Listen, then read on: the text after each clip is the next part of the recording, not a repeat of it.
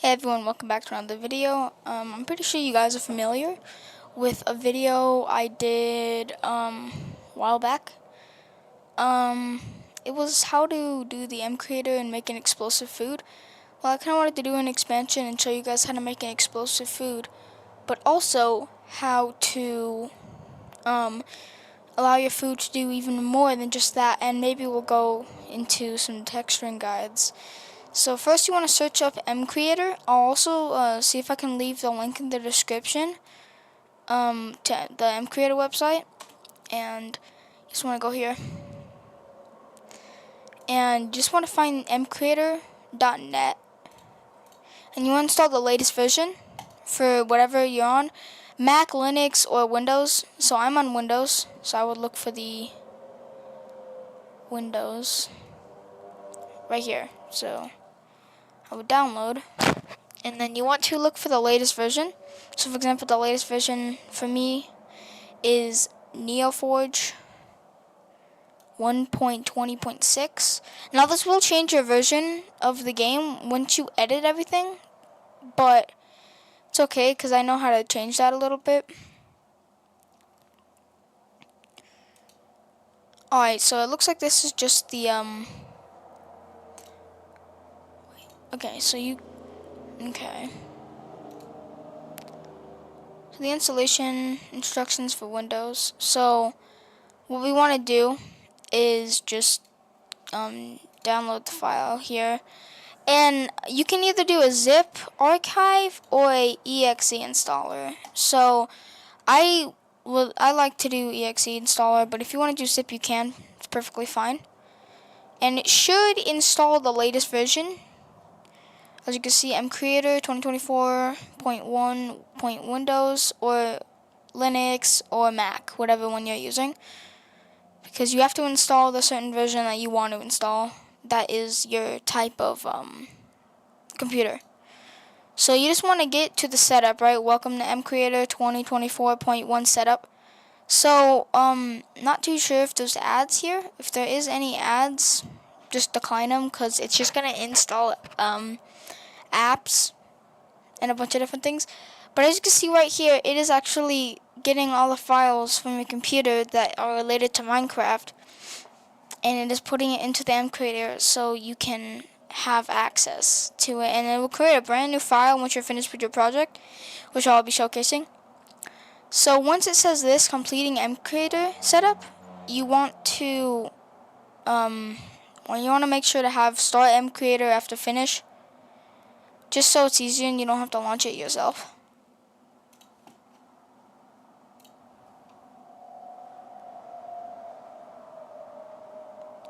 Alright, now you should have something looking like this.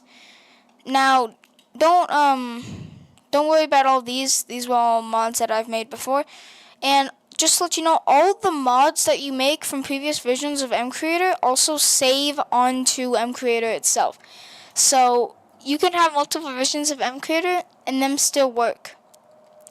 So I'm gonna go to the Minecraft Forge mod, and I'm gonna do a Java thing. So let's go ahead and change. So yeah, so this is where you could see what you're allowed to do. So for example, when you look at the Minecraft version of the generator and you press this button, you could see all the things that are available for you to edit. Now you got textures, variables, sounds, Java 3D models, structures, translations, tags, a whole bunch of stuff. But if you try to do a Minecraft add-on for Bedrock, you are very, very limited. So if you are a Bedrock user and you have not bought in Java, if you try to edit Bedrock, you're not gonna get much out of it.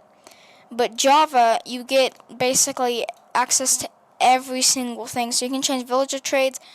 You can have a bunch of stuff. So I also suggest buying Minecraft Java right now, because it's 50% off, and that means it's only $15. And $15 for Minecraft is a good one. Like, I swear, good price. But now this is where we're going to start getting into the modding point. So you get to name your mod. So for example, I just want to do this test for Superfood. So, and then this will be the mod ID that you can change whenever you want. I'm just going to keep it to this. This is, used for mod identification, so you know which mod that you're using, not just by the name, but also by the identification code, which is, ID. And then you want to save it to whatever your folders that you have. And then right here, you can change the package name too. Now, I never really changed the package name. I never change any of this because it doesn't matter too much. But if you want to, you can always do that in case you need to find something easier instead of just knowing the name. So here's when we're going to start getting into our project. So you want to actually wait for this to happen. So this is a setup. So it's setting up all the files that Java Edition and Bedrock has, and it puts this all here, which allows you to, of course, do everything modding.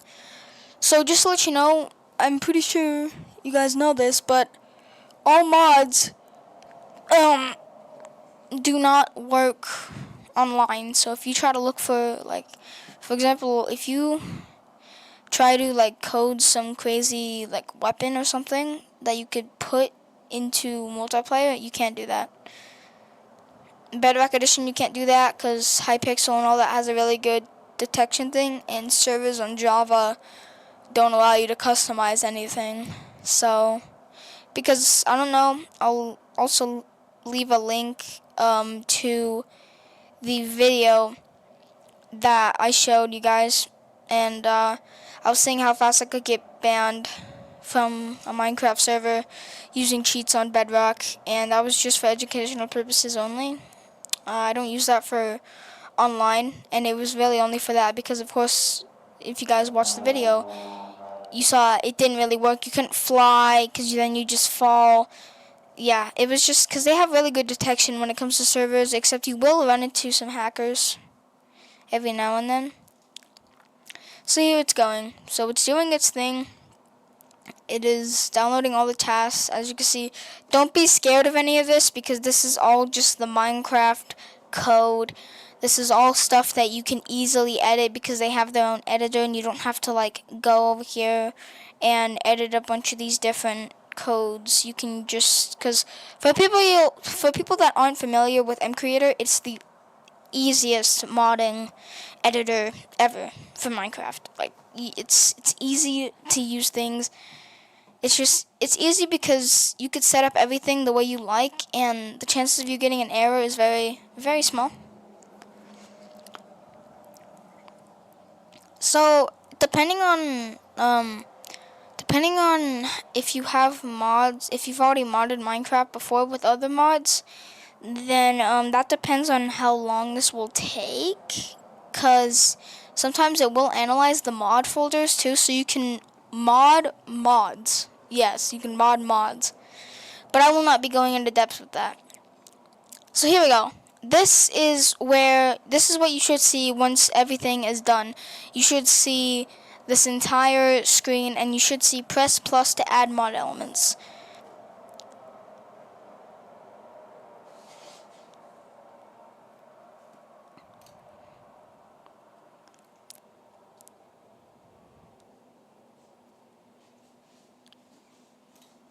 Okay, so I turned my computer off. So this button right here, you want to press this, and as you can see, we got a whole bunch of things that we can do. So you got a damage type, blocks, armor. There's a bunch that you can do. But for what we're going to be doing today will just be a simple food. So you want to enter the name of what your explosive food or whatever will be. So I'm just going to do explosive potato like I did in my last video. And by the way, you cannot put any spaces on the name or else it will not allow you, because you can actually change the name later to add a space. Okay, so here is where you can either create your texture or you can import one. So if you already have a texture that you downloaded, you can just simply click this button, and as you can see, you will get a whole thing with a bunch of different you know, like you can look into your folders and look for a bunch of different you know, like the textures. So you can import a texture, and then the texture can't be too big because, you know, it's Minecraft. So here's what it is. So you could change the fill width to whatever you want. So no layer, template, color. I like using transparency. I think it's easier. And you can also change the width and the height. So I wanted to make the explosive potato like a huge one, so we're gonna make this a little bit bigger. So what the version is now, I guess they've added a lot more stuff ever since I did it last time. So it's gonna make it a lot easier. So for example, since I'm doing a potato, I'm gonna look for like what, maybe this, and I'll try to make like a round shape. So I'll just kind of like and then as you can see, we can probably add like maybe like a circle, and then a circle, circle, circle. I don't know what this is, man. And then you can fill it in. This is my potato. And then you can also generate from a template. But I don't exactly like doing that because I like being able to make my own textures. I think you guys can see why. And yeah. So you want to actually save this as a new texture, and you want to let it know what the kind of texture it is. So if you're editing something like armor, for example, you can do other, or you can do item.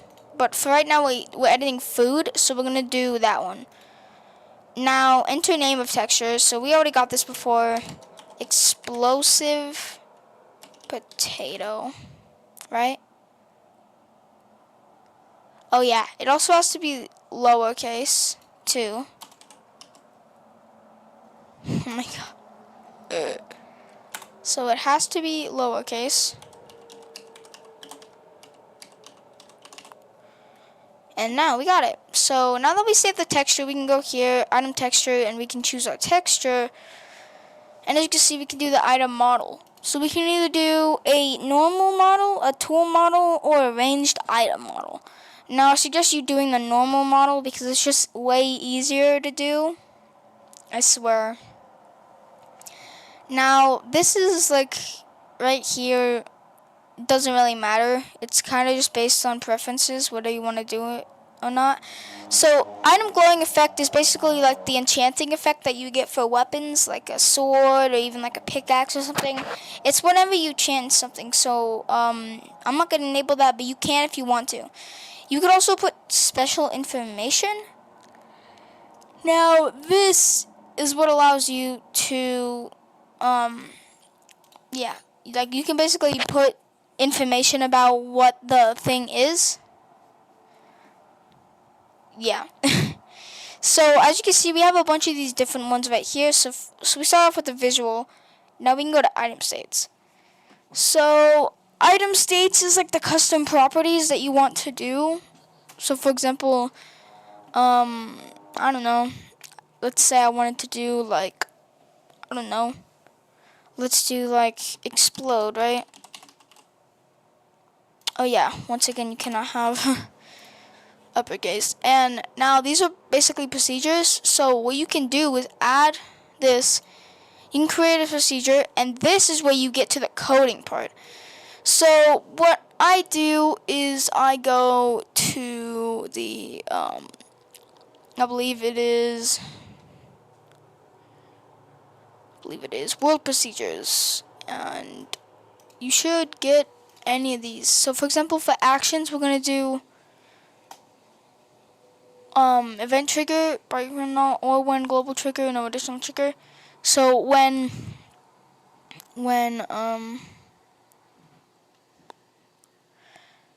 explosion screws, no. So we're gonna have this, right? And you can go over here. Now, this is what we do to make an explosive food. So for example, we're gonna do this, and you can just, so wait, I'm trying to remember. So basically, correct. You would have to go to the entity procedures, actions, and so you have to look for basically whenever the food is eaten. So that is what we just had.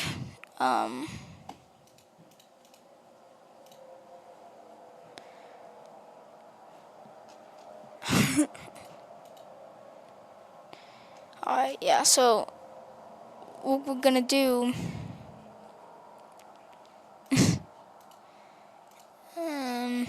alright, so I kind of forgot about this part. But yeah, like I said, I'll leave the links in the description to what I previously did in the video, which will show you how to do this. And yeah, so for example, you can go back to this, and we're not going to worry about the item states. We're going to remove this and completely forget that we ever doing that. Properties. This is what we do to determine basically what the item is and to let the player know what it does.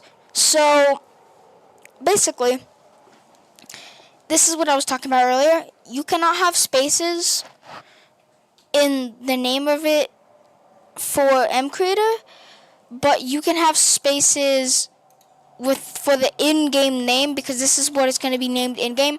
So we can put explosive potato, and we can also turn the potato into a P. As you can see, boom.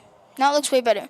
Now you can change the rarity. So I like to, since it's a food, I do uncommon.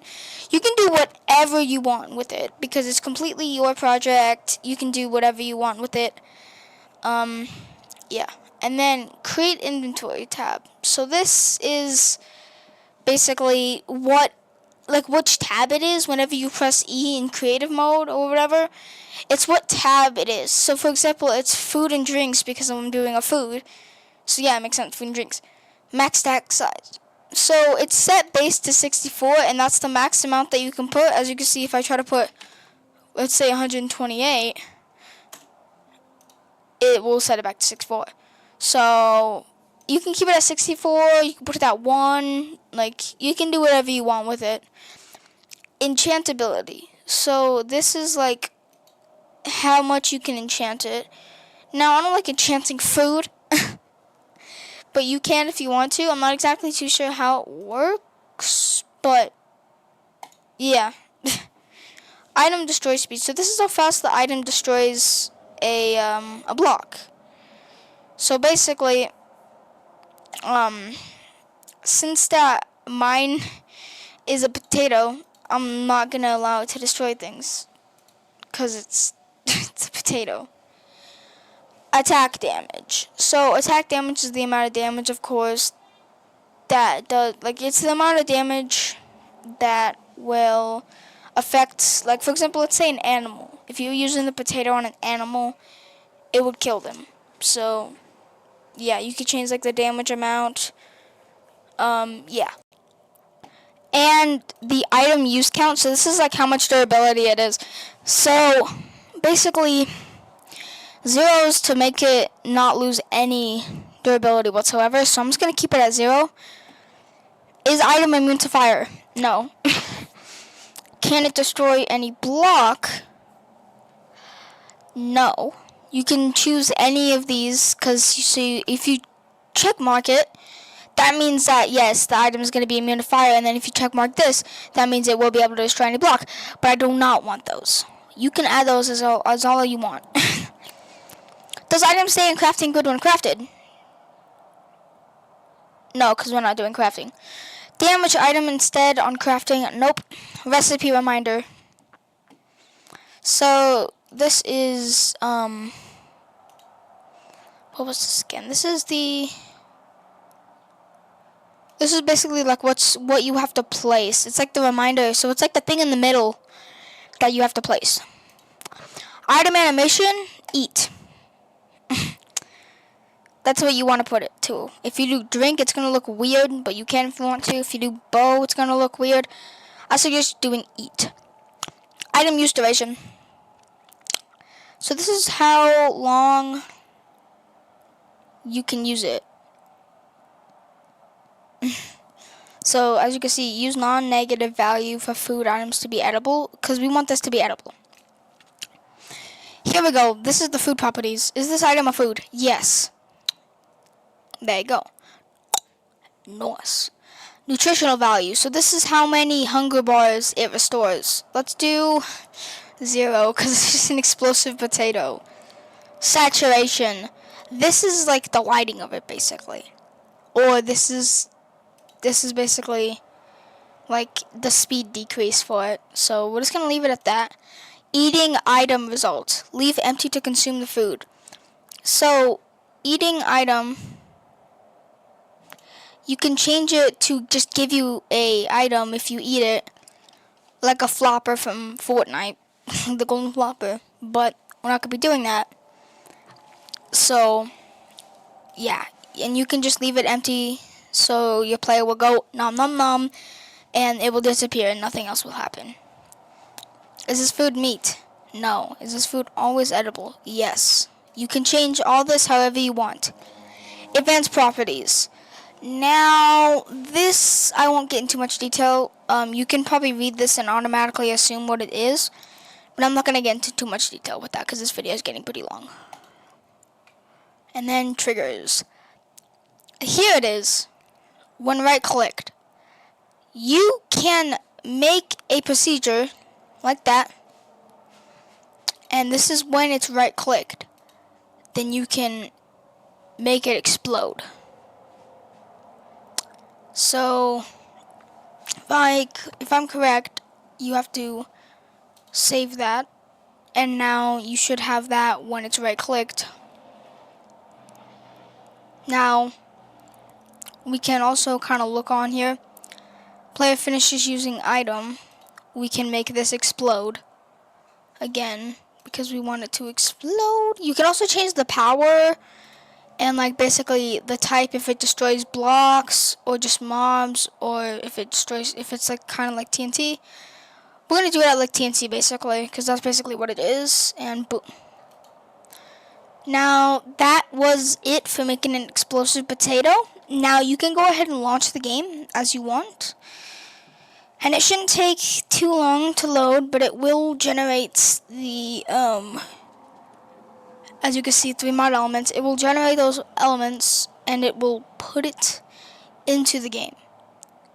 And might sound very interesting. But yeah, as you can see, it's loading Minecraft Forge for me.